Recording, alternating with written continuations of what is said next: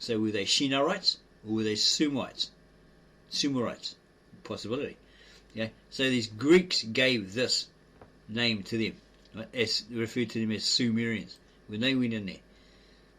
Yeah? Same as Mesopotamia, Asia, Persia, India. Anything with IA on the end of it comes from the Greek. Meaning that this particular place was occupied or owned or possessed by these particular people who spoke a particular language, i.e. the Aramaic or the Asiatic or Coptic or whatever. Okay, that's what it means. So there's the difference between ia and ik in prefixes or prefixes. This is stuff people don't know, don't realise.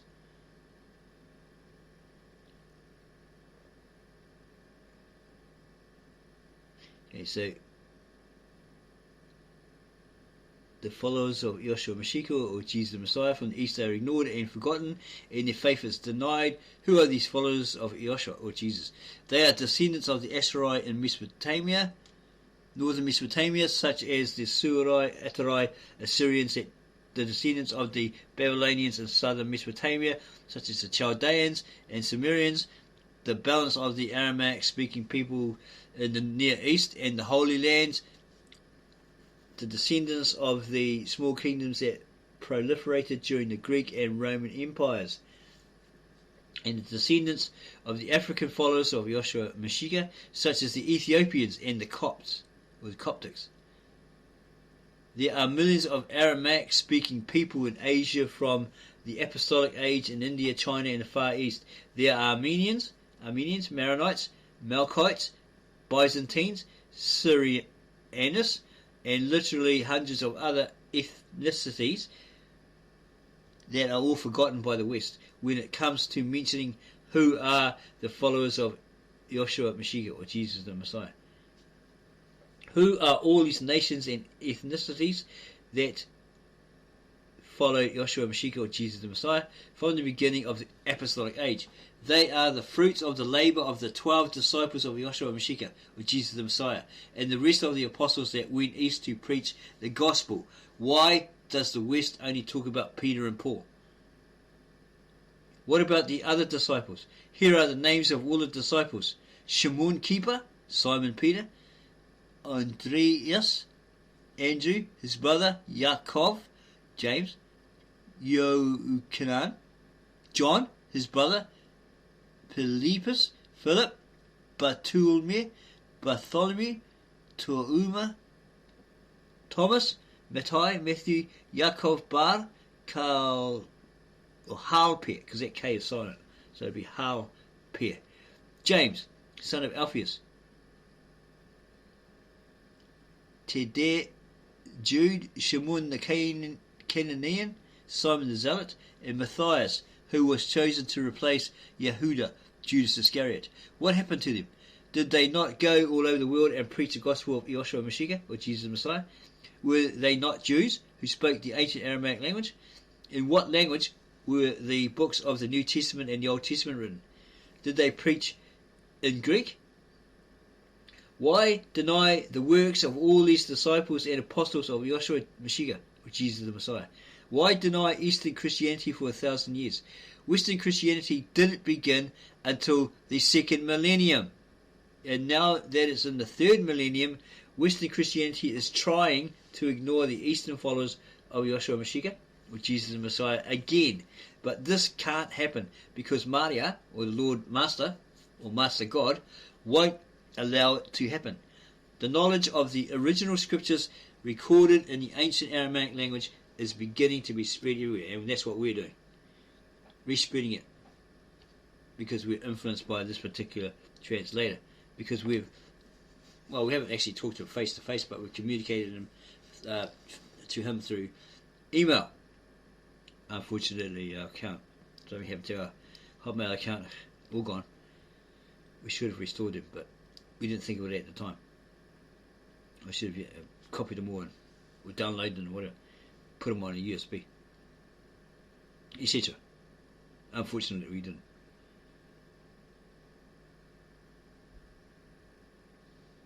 Victor in Alexander's efforts to reintroduce the original ancient Aramaic terms and certain critical names and words can help everyone who wishes to know Yahshua Mashiach or Jesus the Messiah and his teachings will know what he actually said, what he really said. Moreover, the shared knowledge between the followers of Yahshua or Jesus will help bridge the gap in the faith. And he says, you can get hold of him if you've got any questions or clarifications. Good luck with that. Yahshua or Jesus knew that the scriptures would be misinterpreted. Nevertheless, he followed them and showed his disciples how he fulfilled them. That's probably referring to the Old Testament. He wanted them to spread his teachings regarding the scriptures by his example and their adherence to what he taught them. So there you go. It's adhering to him, following him, listening to what he said, reading what he said, okay, and following those commandments as well. Because he did give some commandments, didn't he? That is why his teachings are so crucial to an understanding of the prophecies regarding him. People say, he didn't fulfill any of them. Rubbish. Yahshua was on earth only 33.5 years, and his ministry was only 3.5, right? And his mission was accomplished in 3.5 years. The 4 Gospels depict his life on earth from 4 different perspectives. This is what Cliff Nectar says as well, so he's writing a button there. Matthew is historical, Mark is dynamic, Luke is literary, and John is spiritual. The 4 Gospels tell the story of Yahshua, or Jesus, but it is Paul who ties the Old and the New Testament scriptures together. The book of Acts is written by many apostles, but it is clear from the ancient Aramaic literary styles contained that it is Paul who compiled them and put them all together. Paul trained the apostles in the scribal art. This would be the later apostles, perhaps. His dictation is evident throughout the book of Acts, even though it is mostly Shelah who described him. So it is evident that Paul wrote some of the chapters himself. And he had many letters. Supposedly there's 13, but only 6 or 7 are generally his, according to Bart D. Ehrman, top theologian, right? Because even Paul realized that there was some circulating around that word written by him. So he put a key element in his letters. The same goes for the letters of the apostles. It is clear that Paul compiled them, put them together as well. He trained most of the scribes who wrote them. Paul also compiled John's revelation. John's voice is distinct, and it means he didn't write it himself and pretend to be John. He put it all together. So that would be So he must have got hold of it before he died, and actually before he was martyred, and put these things together. John's voice is distinct. However, all 3 texts written by John have the same style. The 3 letters of John, the Gospel of John, and Revelation are clearly the works of one scribe. So this John is this one John that was under the cross when he was with Mary, and the Christ said to him, Yeshua Mashiach, or Jesus said to him, behold your mother. Yeah, he was to look after her. The guy was still young. Apparently he was about 20. He didn't die until he was probably about 100 when he was released from Patmos, from exile. So he's still a young fella. With the ancient Aramaic, it is possible to go back to the origin of what Yahshua or Jesus intended. When Yahshua or Jesus came to the world 2,000 years ago, he was faced with great opposition. He knew that it would be so, but he had decided from before that it should be this way. Glory be to his name. He knew everything. However, as a man, glory be to his name. Praise be to the Most High and to his Son, Yeshua Mashiach, or Jesus the Christ, Jesus the Messiah. He had a life-saving mission to impart. He had to sacrifice himself for the sake of humanity. Nothing was going to work if he had not come to the world. From the time that writing was invented 6,000 years ago until his coming, the prophets had tried to explain the law. They had admonished the people regarding the intentions of the Creator of the universe. But everything written in the scriptures would not suffice, because it takes somebody getting killed before anyone admits that the cause of death was legitimate. Blood is the only thing that works in the end. People don't believe in their hearts until somebody dies for them. They tried sacrificing animals, burning a portion of their crops, and killing whoever transgressed the law, but nothing was as convincing as the ultimate sacrifice by the Son of Allah, or God, the Son of God himself. It was prophesied that Yeshua would come to the world and he would sacrifice himself on behalf of humanity. But who was it going to be? They knew that there was these Jews essentially knew that there was a Messiah, a promised Messiah coming, because it was in the scripture, but they didn't know who he was. There was that Simon Bar, what's his name? Simon Bar, I forgot his name, who became their military Messiah, or their rebellion Messiah, but he ended up getting chased into the valley apparently and got his head cut off by Romans. Is it Simon Cockburn? Something like that. And then after that, oh damn. And then they heard about this other Messiah. Oh, okay, he's going to be the one that takes over Simon Cockburn. He's going to rise up, get rid of the Romans, and sit on the throne as king and restore Israel to us. But he said, no, I'm not here to do that. That's not me. So that's why a lot of them also rejected him as that Messiah, or as the Messiah.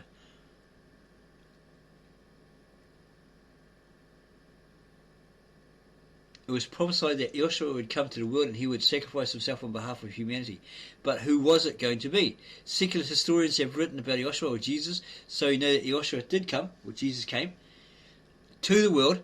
He has been known by many names today. Jesus, Emmanuel, Jesus, Yeshua, Yeshua, and then what's the other one? These what they call the US Black Hebrew Israelites. They make these ones up. Just can't record them at the moment. Michael, and so on. In Aramaic, it is Yeshua, or Jesus in English, right? But whatever he is called, we know that he sacrificed his life willingly, as it is recorded in the scriptures. The scriptures have well documented this. The only way that worked for us was that the creator of the universe should send his son. There you go. So the Father sent his son. So how can he be God, the Father? Defies logic and common sense, doesn't it? In reality. So the Father sent the Son to die for us. A sacrifice that would forever prove God's love for us. Okay? And the Christ's love for us. We do not have to kill anything or anybody to prove our loyalty, since Yeshua, or Jesus, gave his own life for our sake. People can give their life to save their country or their families. It is well known that such sacrifices are well regarded. But Yeshua, or Jesus, gave his life so that humanity should be able to be spared the final death, or oblivion. We all die, but what matters most is the final death, the death of the soul and the spirit, death without resurrection. Well, you basically get resurrected, go to judgment, and then you either thrown into the lake of fire with the devil and his false prophet and all that sort of stuff according to the scriptures, or you just get chucked down into darkness, right, in your own void, knowing what's going on.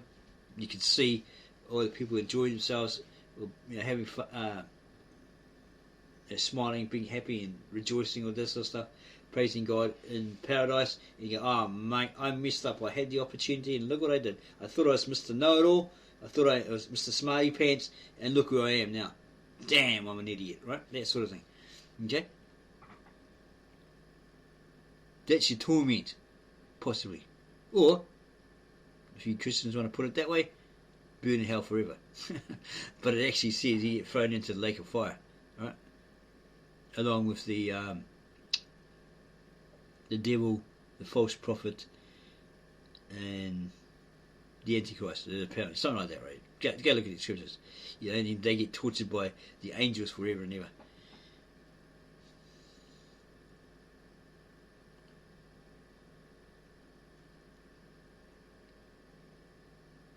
Okay, so he talks here about, it was prophesied that Yeshua, or Jesus, would come to the world and he would sacrifice himself on behalf of humanity, but who was it going to be? Secular historians have written about Yeshua, or Jesus, so we know that Yeshua, or Jesus, did come to the world. He has been known by many names today. as we mentioned, Jesus, Emmanuel, Jesus, Yeshua, Hayushua, Washua, whatever those Hebrew Israelites make up. Yahushua, Yeshua, Michael, and so on. It's what the I think it's Jehovah's Witnesses believe that he's actually the angel Michael, Archangel Michael, and so on. In Aramaic, it is Yoshua, which Isho, Y-S-H-O. But whatever he is called, we know that he sacrificed his life willingly, as it is recorded in the Scriptures. The Scriptures have well documented this. The only way that worked for us was that the Creator of the universe should send His Son to die for us, a sacrifice that would forever prove His love for us. They're both creators. They probably did it together, triune, right? Okay, so you have the Ahia Asher here, the uncreated Creator. Okay, so what we realize is from the planet back, this is a possibility, from the planet back, galaxies, etc., etc., in the universe, God the Father created that. And then from the planet forward, nature, animals, plants, trees, human beings, this Son of God created it. Created all, right? Okay. But then we realize, well, maybe in that sense, God, the word God, is the triune Godhead, right? The Father, consisting of the Father, the Son, and the Holy Spirit, working together to do it. Yeah? Not just one. Yeah, one of that triune Godhead doing it, but with help of the others. But we think, again, it's probably hinting in the Eastern mindset that God, i.e. the triune, the three of them created. But it specifically says in Brita, or Genesis 1, translated into nearest English equivalent, the Son of God created the heavens and the earth. It's talking about the night sky, etc., the dome, and whatever came to be on the earth, we believe.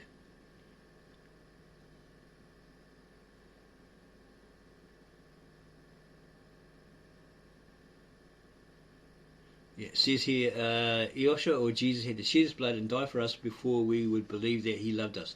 That he also was resurrected is the only hope we have of being resurrected. And so we can have continuity beyond physical death. We can live on forever. Eternal life.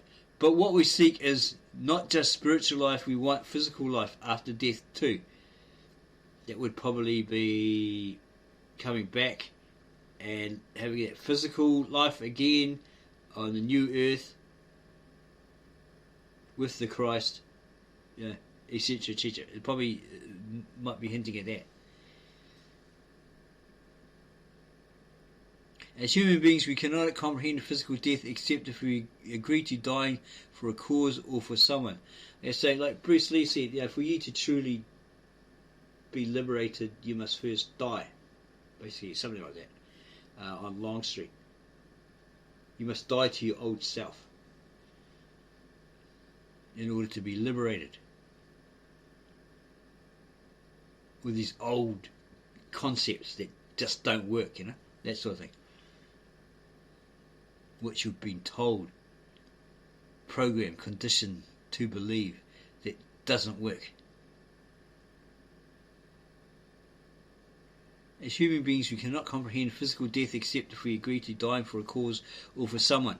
One of Joshua's or Jesus' disciples was frustrated because Joshua or Jesus said he would suffer and die. And so he said to Joshua,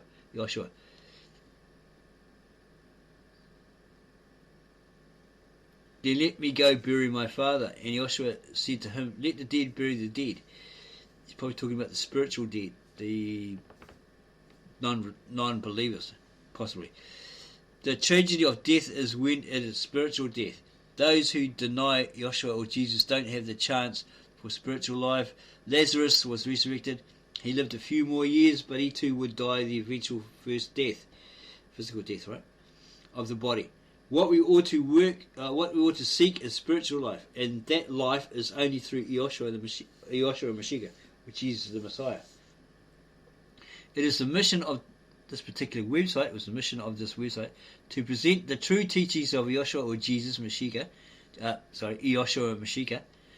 It is the mission of this website to present his va.com website, to present the true teachings of Yeshua Mashiach, Jesus the Messiah, through the gift of translation that he was given, Victor Alexander was given by God.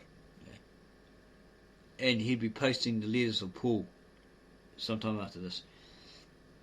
Orders of the books, and you can actually, okay, it's not the, he's buying them, okay, see it saying here, okay, orders of the books, order of the books. The scriptures were placed in the order we find them because of the spiritual progression toward revealing Yeshua Mashiach, or Jesus the Messiah. Maria, the Lord, or Master God, himself writes his teachings over the hearts of men and women.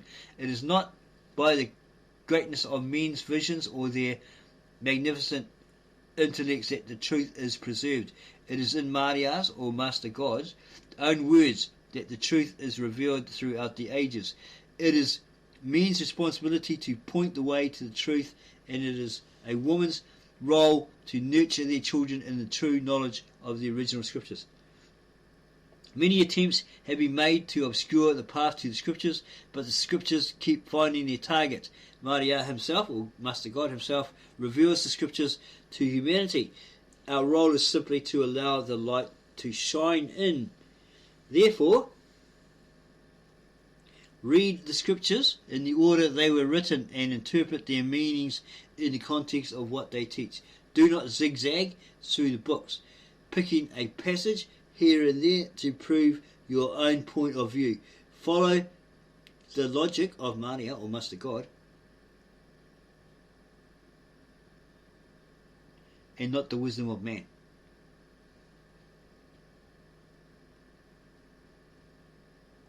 Controversies over the Christian canon, article about the prophecies regarding the Yeshua, or Jesus being the Mashiach, Messiah, prophesied by scriptures, and how that determined which was the canon of the faith in his name, which was the true one. Jesus knew. Yeshua knew everything. Well, Jesus knew everything. He knew how hard it would be to explain his mission to the world. And Victor Alexander puts here, he wished that people would understand why the ancient Aramaic scriptures are essential to an understanding of the faith in his name. It's Yeshua Mashiach. It's Jesus the Messiah. And he wished that people could learn to say it. It would not solve all the problems with interpretation, but it would help. And he, translation project, he helps you to say it through audio.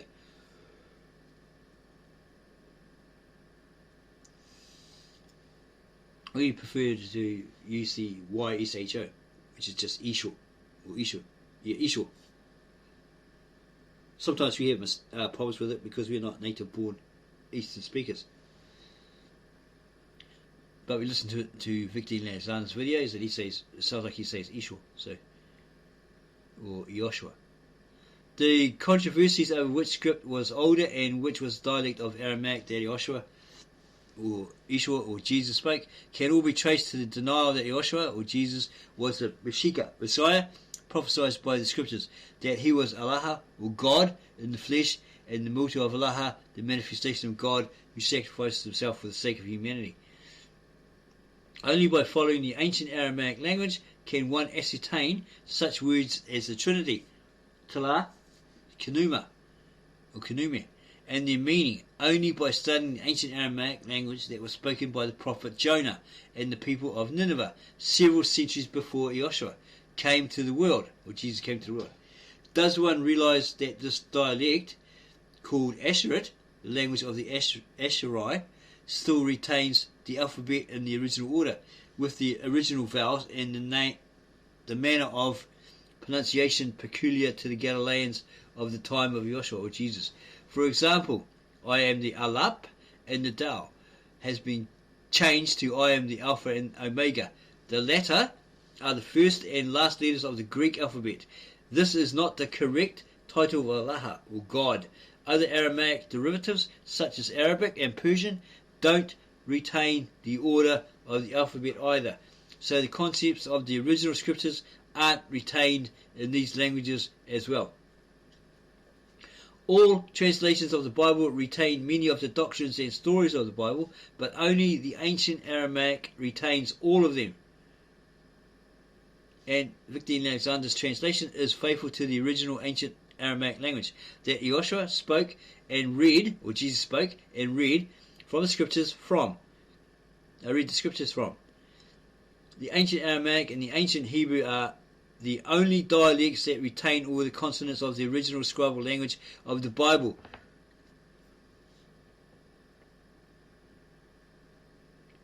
But only the ancient Aramaic of Nineveh retains the original vowel sounds. That's why he's provided on that particular website, va.com, he provided audio and video clips. But because there's no Adobe Flash, you can't use it. Yeah, the audio, yeah, sure, but the video you can't. And you've got ruffles and all that rubbish. They're just total rubbish. They don't work. Maybe for your games, but everything else just doesn't work. So when you hear and see various scripts and pronunciations of Aramaic over the internet, don't be confused by the claims of many that theirs is the oldest or most authentic presentation.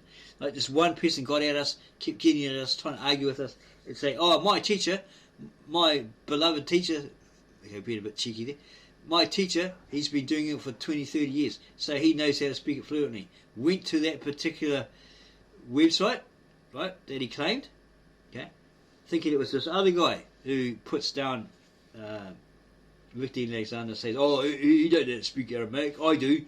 Oh, I learned it at college," or whatever, you know, that sort of thing. Well, he doesn't really say that, but we found out that's basically he's learned the Syriac, okay, not the original ancient, okay, as he's claiming, right? So he went there and it said there, okay, now this person, and we went to AI and what the hell does that mean? And it said, yeah, it's not the original. It's reconstructed. That's the word, reconstructed. As it had it on the guy's website. Nothing to do with the original Aramaic, or Lishana article, or whatever, as this person claimed. So we went back and said, well, you know, because they said, "Oh, you shouldn't be teaching the scriptures. There's something you don't understand." No, you shouldn't be talking about it, or even, you know, teaching it, whatever, because you have no understanding. You know, it was just a nice way of putting it, right? We weren't trying to be nasty or anything like that. You know, because you got it all wrong. You know, you just said that your teacher is well versed in the Tav Asher. Not. We proved it. You know? And after that, no more arguing with people. Because the Bible says, you know, don't get into useless or, you know, quarrels over this and that. You know? So it's like, you got a chance, and you keep, you know, we say, provide the links to your sources, to your claims. They never do.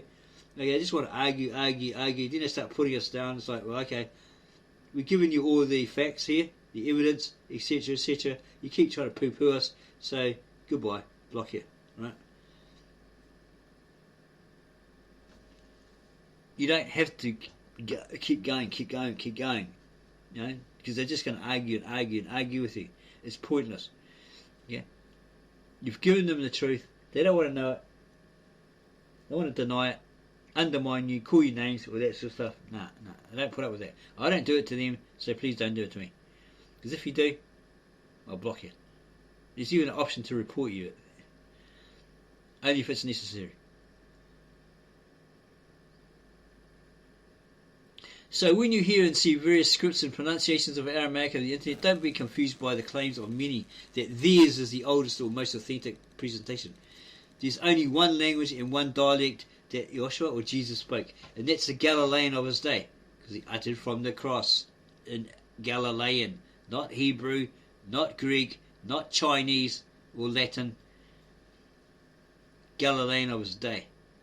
What Victor Alexander has shown is not a construct of plausible translations or pronunciations of the ancient Aramaic language, like some movies have attempted to do. Passion of the Christ, which was a whole lot of mumble jumble, apparently, and a mixture of Arabic. To do so by distorting the story of Joshua or Jesus Mashiach as teachings. His pronunciations capture the true meanings of what Maran Joshua, or Master Joshua Mashiach, or Jesus the Messiah, said and did 2,000 years ago. The significance of the ancient Aramaic language. One of the most sophisticated ways to deny the Creator's triune nature is teaching that the Old Testament was originated in Hebrew or Greek, and the New Testament was originated in Hebrew, and that the New Testament was originated in Greek. The significance of the ancient Aramaic language. One of the most sophisticated ways to deny the Creator's triune nature is teaching that the Old Testament was originated in Hebrew and that the New Testament was originated in Greek. This way, the variations in the pronunciation of the alphabet could be used as a tool to manipulate the meaning of the Scriptures' words, and nobody would be the wiser, as it sounds logical, but logical that the prophets wrote in Hebrew and that Paul wrote in Greek. Those prophets were Jewish and the early converts were Greek. The converts were Greek and Romans. It sounds logical, right? Not. Well, Abraham came from Mesopotamia together with his wife Sarah. They spoke the ancient Aramaic of that early period, just as Noah, his wife and children had spoken the earlier version of the ancient Aramaic in Mesopotamia. Then there came Isaac, whose wife Rebekah was from Mesopotamia. She was his second cousin. That's what they did in those days. And then Jacob married, how do you spell that? How do you say that? Leah and Rachel, who were also from Mesopotamia, who were also from the house of his great uncle. So they all spoke the same language, the ancient Aramaic. In the centuries that followed the life of Abraham, Isaac and Jacob, there came the 12 tribes of Israel, which emerged out of Jacob's 12 sons. They all spoke the ancient Aramaic language. They all spoke it, but the script kept changing and the dialects kept evolving. The Hebrew language then came from Mesopotamia.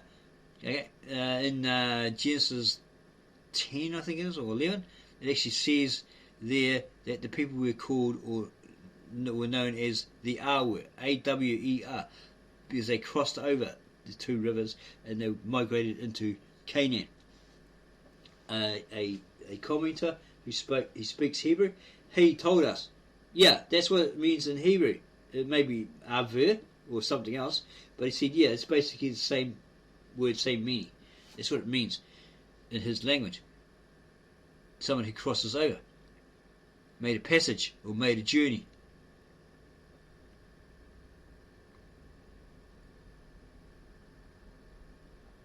The Hebrew language then came from Mesopotamia, so it wasn't actually a language yet.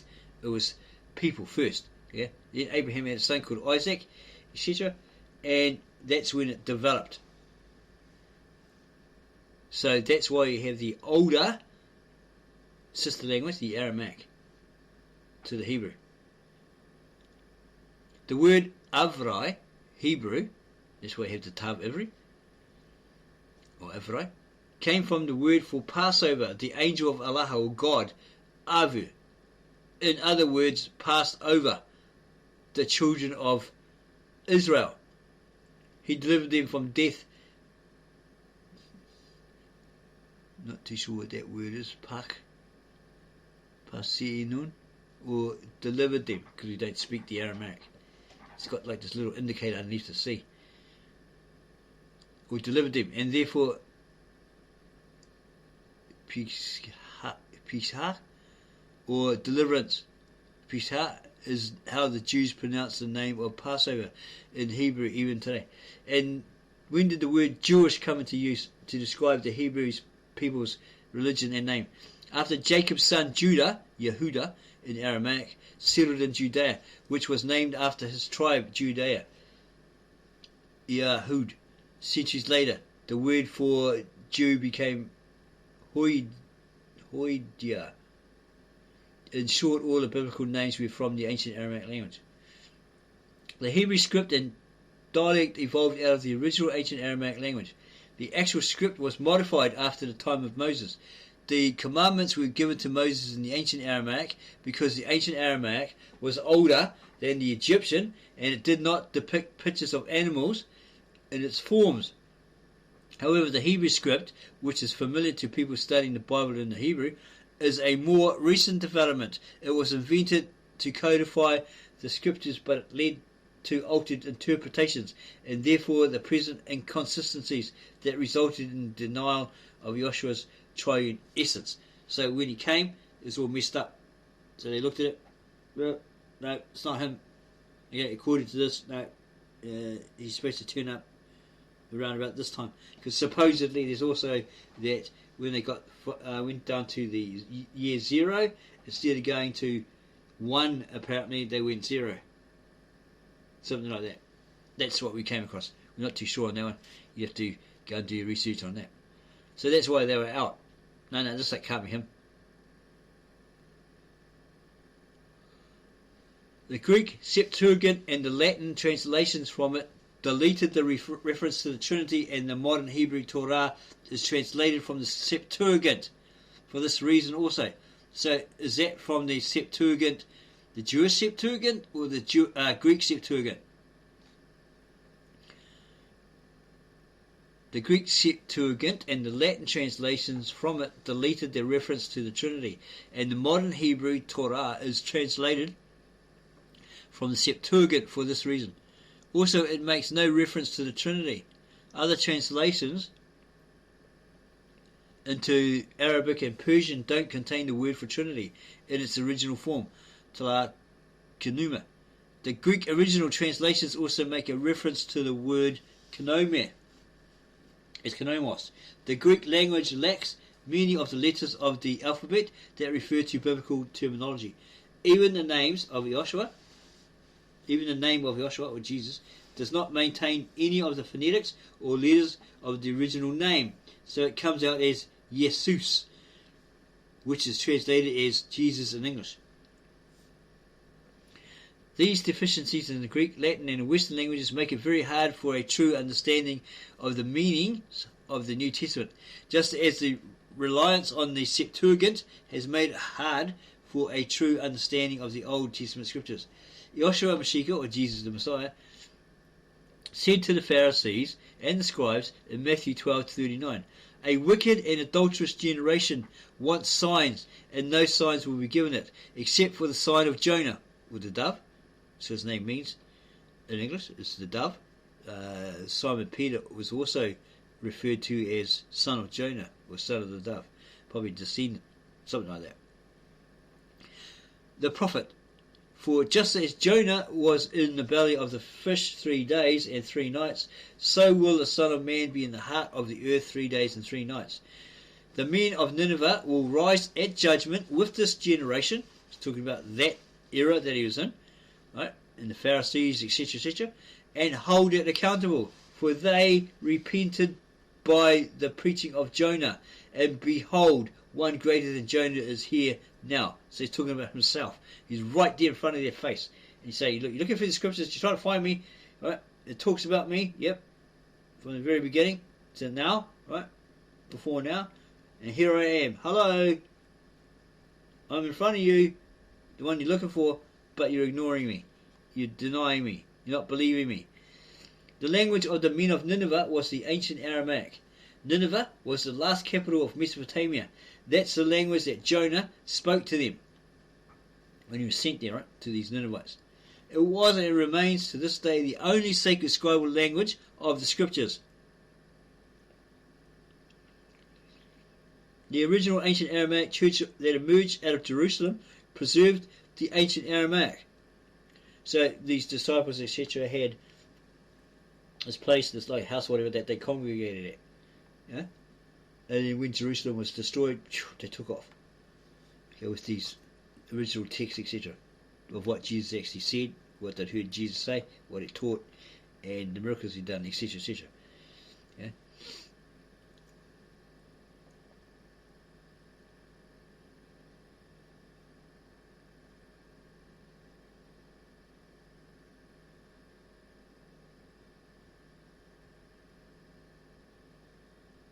The original ancient church that emerged out of Jerusalem preserved the ancient Aramaic scriptures in the Lishana Atika, ancient tongue.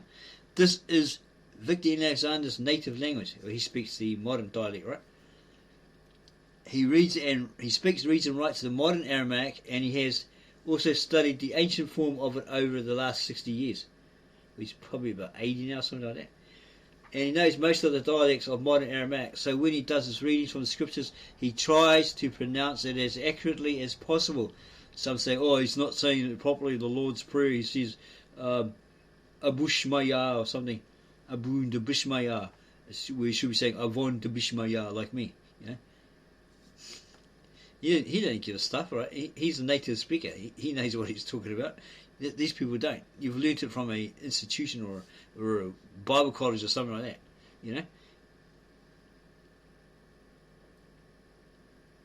The original ancient Aramaic church that emerged out of Jerusalem preserved the ancient Aramaic scriptures in the Lishana Atika, the ancient tongue.